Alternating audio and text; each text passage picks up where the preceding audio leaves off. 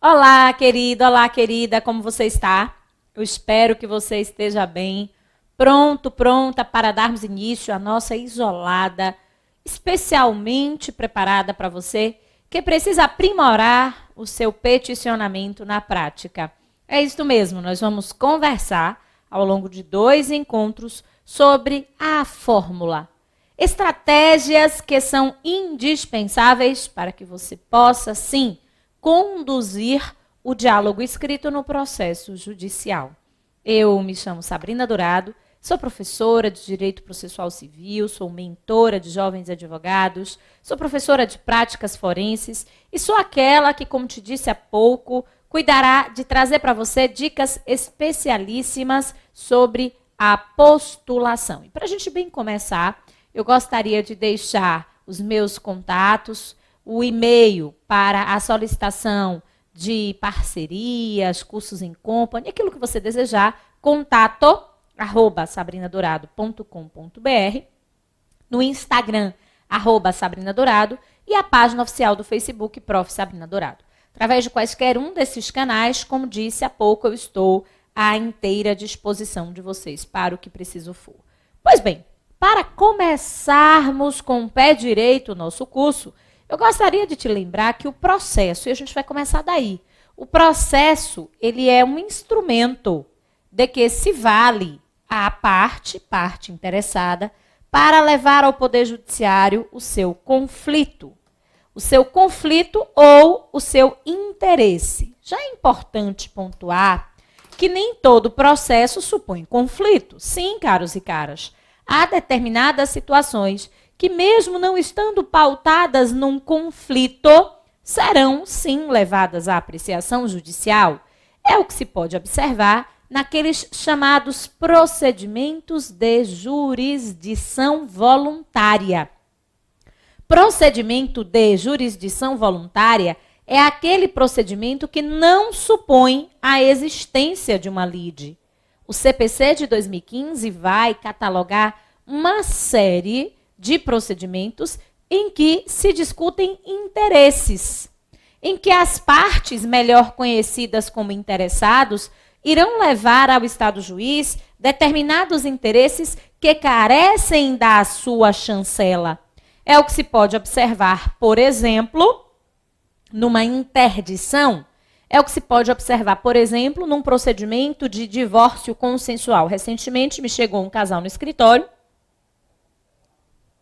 muito bem resolvidos, com tudo muito bem estruturado, um documento em Excel com a disposição de todo o patrimônio, o compartilhamento dos direitos, dos débitos e a regulamentação dos alimentos, da guarda e da visitação da incapaz para levar à chancela judicial. Não havia um ponto sequer, àquela altura, bem verdade, de ruído, de entrechoque de interesses. E então a questão foi levada ao Poder Judiciário para a chancela judicial. Verdade que em muitas situações o Estado faz questão de checar, de conferir aquelas disposições, ainda que alusivas a um divórcio, na medida em que há interesse de incapaz envolvido. O incapaz e toda a sua tutela jurisdicional diferenciada. Mas é nesse contexto que a gente insere o processo. Processo é a ferramenta. Se você não quiser entender como ferramenta, processo é o instrumento de que se vale mesmo o Estado para levar à parte o seu conflito ou a chancela dos seus interesses na chamada jurisdição. Jurisdição que lá nos termos do 16 do CPC será exercida, e eu digo mais, ela é exercida por juízes e tribunais em todo o território nacional. Em todo o território nacional exercem a jurisdição juízes, bem como os respectivos tribunais. Pois bem, é nesse entorno que a gente vai trabalhar a lógica da postulação. O processo, que é esse instrumento, é também uma sequência de atos processuais.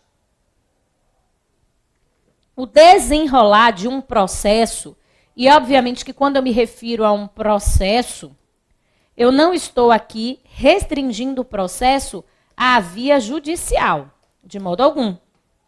Para além do processo judicial, a gente vai lidar com a realidade da existência de um processo administrativo, a gente vai lidar com a realidade de um processo que seja um processo extrajudicial. E quando eu me refiro aqui a um processo extrajudicial, eu estou chamando a tua atenção a um procedimento cartorário. E por falar em procedimento cartorário, hoje é muito importante que os colegas estejam atentos ao fenômeno cada vez mais crescente nos últimos anos da chamada desjudicialização. Você já ouviu falar da desjudicialização? Pois é. A desjudicialização se revela como um fenômeno através do qual observa-se facilmente um encaminhamento sem lesão à inafastabilidade da jurisdição de determinadas contendas, de determinadas situações jurídicas ao cartório. Hoje, fala-se muito em expedientes cartorários. E nestes expedientes cartorários, nós também vamos lidar com a postulação. Enquanto profissionais do futuro, devemos estar preparados para lidarmos da melhor forma com esta comunicação. Então, o processo ele é o instrumento e ele vai atuar em diversas óticas, na via judicial, no âmbito administrativo, dentro da lógica extrajudicial como gênero, a gente inclusive destaca as lidas cartorárias. E em toda a dinâmica processual, fácil será constatar a existência de atos. Atos, ou se preferir, manifestações.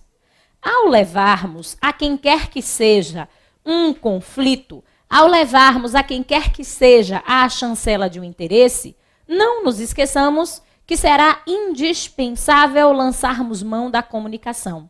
E apenas para pontuar a questão da desjudicialização, desse fenômeno que se encarrega de levar aos cartórios uma série de pretensões, eu pontuaria exemplificadamente, vê só, eu pontuaria exemplificadamente a questão relacionada, por exemplo, à dinâmica da, exatamente, figura do divórcio, da separação, da dissolução de união estável consensuais em cartório. Sim, claro que divórcio, separação, dissolução de união estável, acrescento, inventário, partilha, eles serão objeto de discussão também na via extrajudicial, preenchidos alguns requisitos. Todos os sujeitos envolvidos naquela celeuma devem ser maiores e capazes. Além de maiores e capazes, todos esses sujeitos devem estar em concordância. Se nós estivermos diante da mínima existência da lide, a apreciação jurisdicional será indispensável. E há uma impossibilidade de encaminhamento daquela situação posta em cartório ao tabelião notário, porque eles não exercem jurisdição. Logo no iniciozinho da minha fala, eu te disse, olha, será indispensável compreender que a jurisdição ela é exercida por juízes e tribunais em todo o território nacional. Mas vejam só, diante da contextualização da presença de maiores, capazes, não bastasse serem maiores e capazes, de estarmos diante de uma consensualidade, então os sujeitos estão realmente delimitados num consenso, então você está diante de sujeitos que são maiores e capazes, há um consenso, não há interesse de nascituro.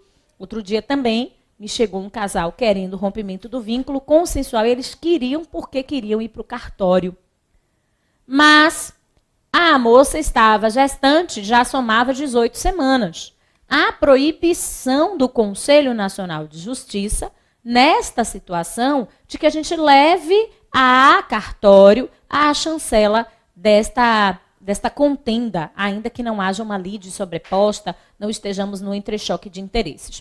Fato aqui, essa desjudicialização toma conta do cenário moderno, como uma lógica não de lesão à inafastabilidade do controle jurisdicional, mas de readequação ao que chamamos hoje de sistema multiportas. Você tem diversas possibilidades para a resolução da sua situação conflituosa, desde a própria jurisdição, a arbitragem.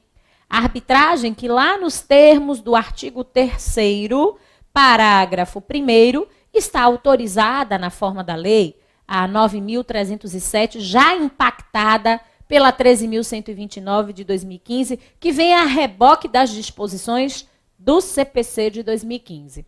Fato é que, em meio a todo esse contexto, em meio a todo esse entorno dessa introdução que fiz para você, onde quer que estejamos, num processo judicial, numa atuação administrativa, em meio à sua lida extrajudicial, em meio aos expedientes cartorários, nós estamos em meio a atos, manifestações, e nós estamos em meio à comunicação.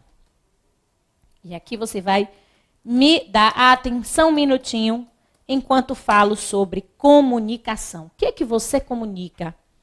Como você comunica?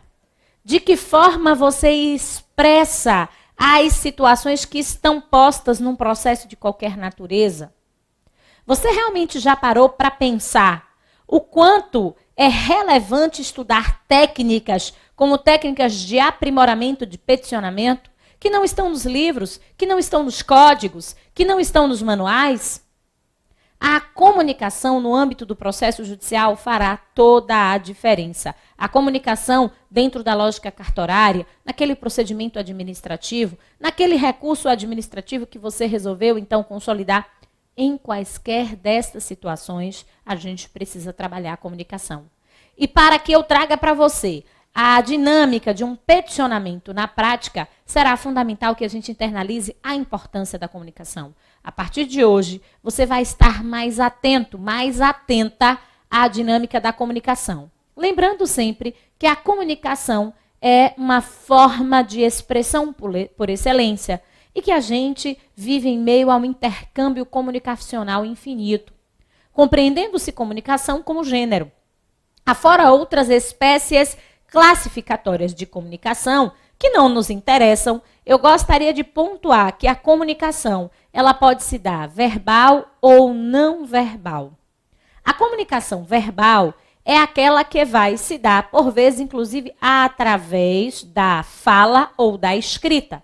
Em alguns procedimentos, a oralidade se faz muito marcante, em outros, a necessidade de documentação, a necessidade da certificação das manifestações de vontade se faz indispensável.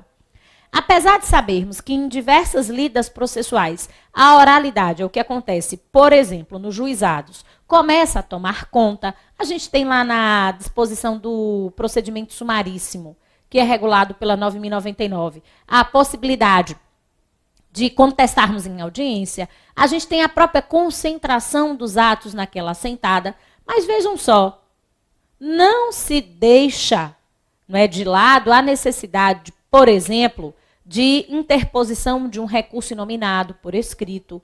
Não se abre mão da postulação, que pode ser verbal, mas, em regra, hoje, né, é apresentada por escrito, ou ainda que o sujeito exerça jus postulandi, ela será reduzida a termo. E aí está a lógica dessa comunicação, da comunicação que se dá através da articulação da fala, da articulação das ideias através dos nossos pensamentos no papel. Inclusive, muita gente me diz, professora, quando eu vou colocar no papel, pensa numa dificuldade.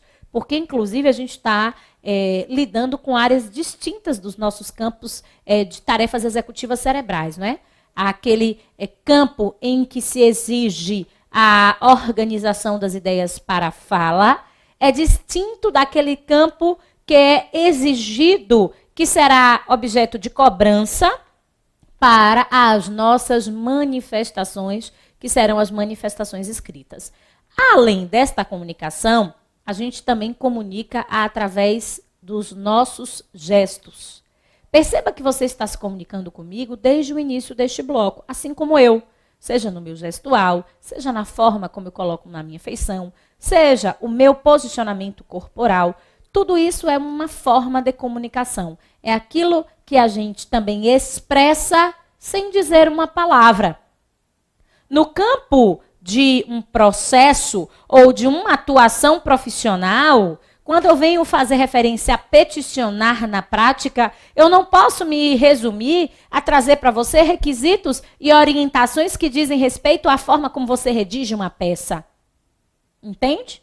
o profissional do futuro, o profissional de sucesso é aquele profissional que lida com as duas estratégias de comunicação, a comunicação verbal e a comunicação não verbal. Tem atenção à sua vestimenta, tem atenção à clareza, né, à limpeza do seu rosto, das suas expressões, da forma como você vai, inclusive gesticular, porque essa gesticulação também faz parte da sua comunicação. Quando você for conversar com um servidor, quando você for conversar com o juiz, quando você estiver em meio à sustentação oral, quando você estiver no curso de uma audiência. Então, é preciso estar muitíssimo atento a essa disposição.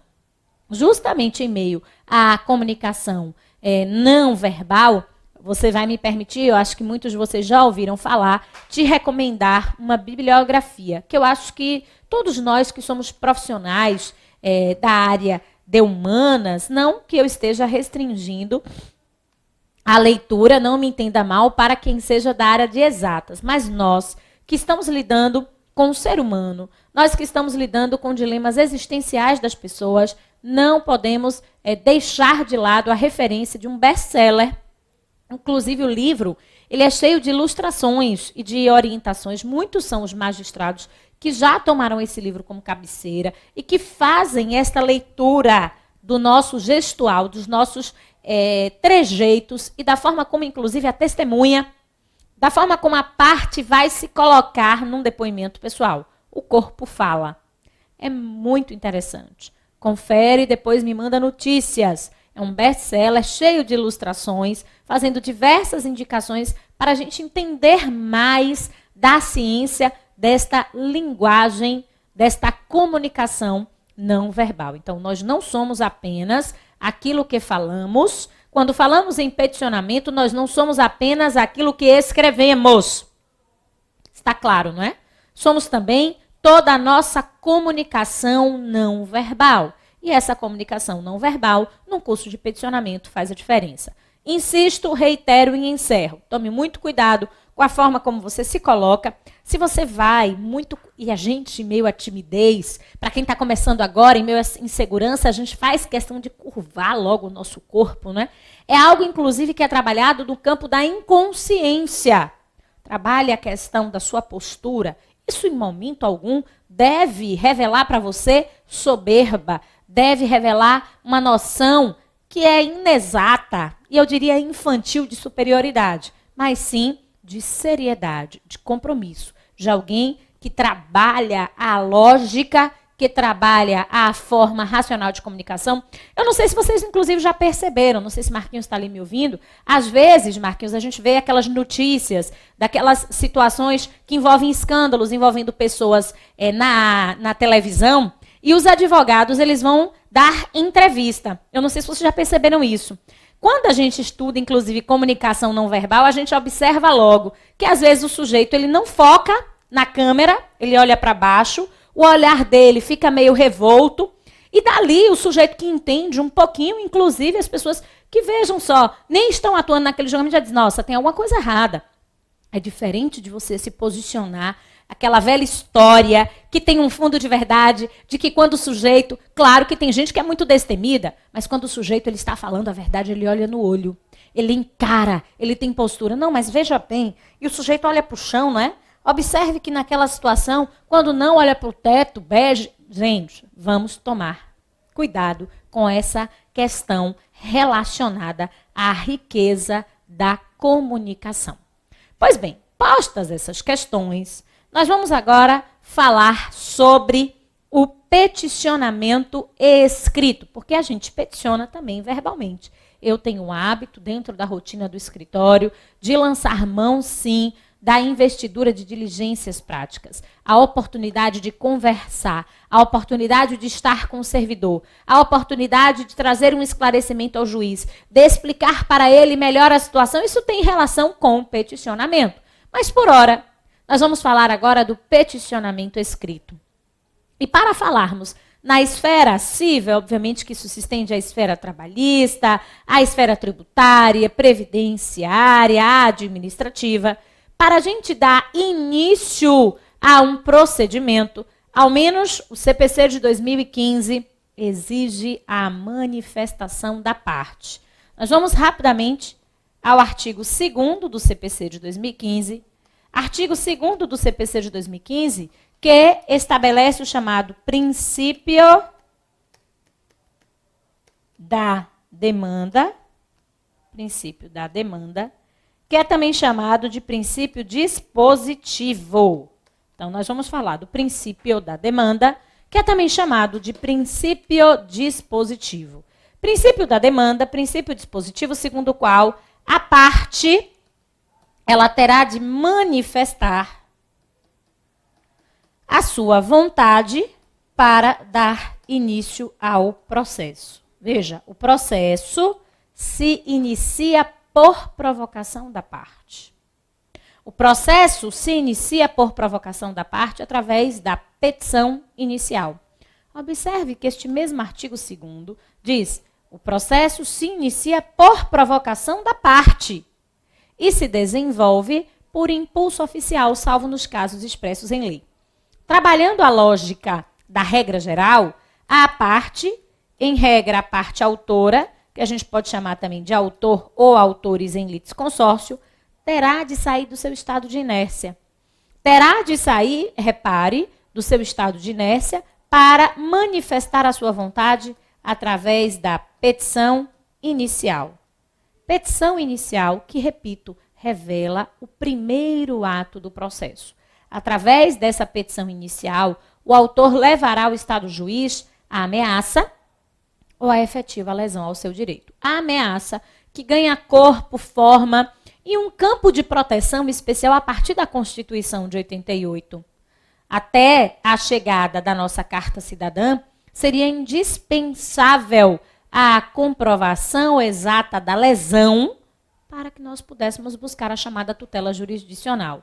Para nossa alegria, dentro da nova ordem constitucional, insere-se a chamada tutela preventiva, também chamada por outros especialistas, a exemplo de Luiz Guilherme Marinoni, como tutela inibitória, que inclusive é objeto de extenso estudo por Luiz Guilherme Marinoni, um dos grandes processualistas da nossa era, e que destacam a necessidade de que o autor, sim, possa buscar o campo de proteção em meio à ameaça ou em meio à lesão ao direito. Quão grandiosa é a tutela preventiva que vai impedir, inclusive, a ocorrência do ilícito. Para quem não está conseguindo materializar a ideia, imagine você que nós estejamos diante de uma discussão relacionada à posse e que haja hoje haja a ameaça em relação à questão desta posse. Em meio à ameaça da questão relacionada a essa posse, a gente então vai lidar com a possibilidade de nos utilizarmos do chamado interdito proibitório. Veja que ainda não há uma turbação. Veja que sequer será possível pensar num esbulho, mas o campo de proteção já estará estabelecido naquele contexto. Diante deste campo de proteção, que já estará, repito, estabelecido naquele contexto, a gente então vai lidar com a possibilidade da utilização do interdito proibitório, que está relacionado à ameaça.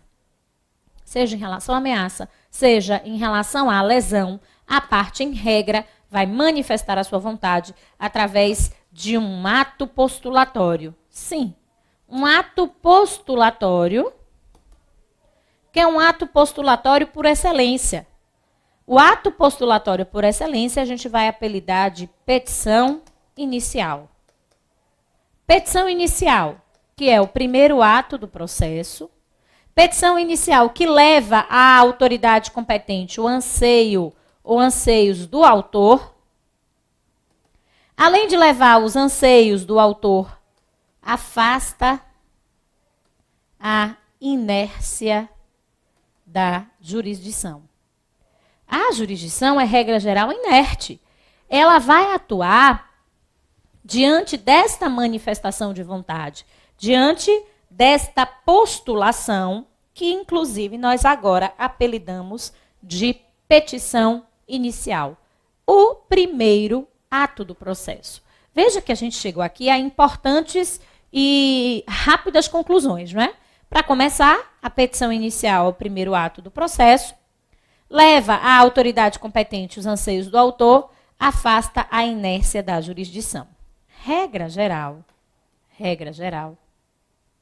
essa petição inicial revela-se como um ato escrito, com exceções. Eu comentava com vocês que nos juizados especiais, e eu me refiro aqui especialmente aos juizados especiais estaduais, que são regidos pela 9.099, permite-se à parte o exercício da oralidade. Como a ideia da criação dos juizados está afinada ao acesso à justiça, como, dentro desta mesma ordem renovatória de ampliação de acesso à justiça, garante-se à parte a possibilidade de ir ao Poder Judiciário desacompanhada de advogado para as causas de até 20 salários mínimos, observa, até 20 salários mínimos, e observado o limite da sentença, permitiu-se também a ela uma flexibilização maior relacionada às suas manifestações iniciais, a forma como o sujeito se encarrega de levar a sua questão ao Poder Judiciário. Mas há exceções, né? A exemplo dos juizados. No entanto, regra geral, esse ato é um ato escrito. Dentro da dinâmica do CPC, que é o nosso ponto central de estudo, nosso objeto de análise, a petição inicial ela deve ser apresentada por escrito. E ela deve ser apresentada por escrito nos mais variados procedimentos. Aqui também, dentro dos nossos esclarecimentos, a gente já viu mais cedo, vamos voltar aqui às nossas anotações, que o processo, ele é o instrumento ou ferramenta de que se vale a parte ou partes em litisconsórcio para levar à jurisdição ou a qualquer outra autoridade competente o seu conflito ou a chancela, para a gente complementar, dos seus interesses. Esse processo, ele vai, atenção, assumir diferentes formas. Será possível conferir formas diferenciadas para o processo. Ao pensarmos nas formas diferenciadas para o processo, fácil será constatar que este processo pode assumir diferentes procedimentos. Procedimentos nada mais são que os formatos assumidos por um processo. Formatos assumidos por um processo que podem ser comum ou especiais. Observe que há duas distintas formas alusivas aí ao encaminhamento de um processo. Procedimento pode ser comum, procedimento pode ser especial. A altura do artigo 318, eu vou aqui tomar nota para você, o nosso CPC faz questão de esclarecer que o procedimento que a gente vai apelidar de procedimento comum, ele é a regra. O procedimento comum, ele é a regra, e, para além de ser a regra, ele será utilizado na generalidade das situações. Sabrina, dúvida recorrente para a nossa prática forense, a nossa prática profissional, afinal de contas, esse é o viés do nosso projeto Advocacia 4.0. Esse procedimento comum, que se revela consequentemente como regra, ele vai se encaminhar para ser utilizado em que situações? Todas. Esse procedimento ele é chamado de regra justamente por isso, porque ele é aplicado na generalidade das situações. O procedimento é a regra, será utilizado na generalidade das situações, exceto quando a lei tiver especificado um procedimento especial. E há também procedimentos que são especiais. Se vocês conferirem os artigos 539 e seguintes, que agora aparecem na tela para você, fácil será constatar a existência de diversos procedimentos especiais. São especiais porque a lei, ela traz alguma peculiaridade, algum destaque, algum realce para esse procedimento. De modo que, ao estabelecer esse realce para o procedimento, destaca um prazo diferenciado, a possibilidade ou não possibilidade da produção de determinada prova, para aquele que a gente vai apelidar de procedimento especial. Não sendo procedimento especial, vejam só, ele será comum. E para a gente arrematar esse primeiro bloco, deixe-me te dizer, qualquer que seja o procedimento comum, seja o procedimento especial, O que eu tenho para te dizer é que a forma de iniciá-lo não supõe a manifestação de vontade da parte, será mesmo a petição inicial, sobre a qual a gente fala com mais detalhes no segundo bloco.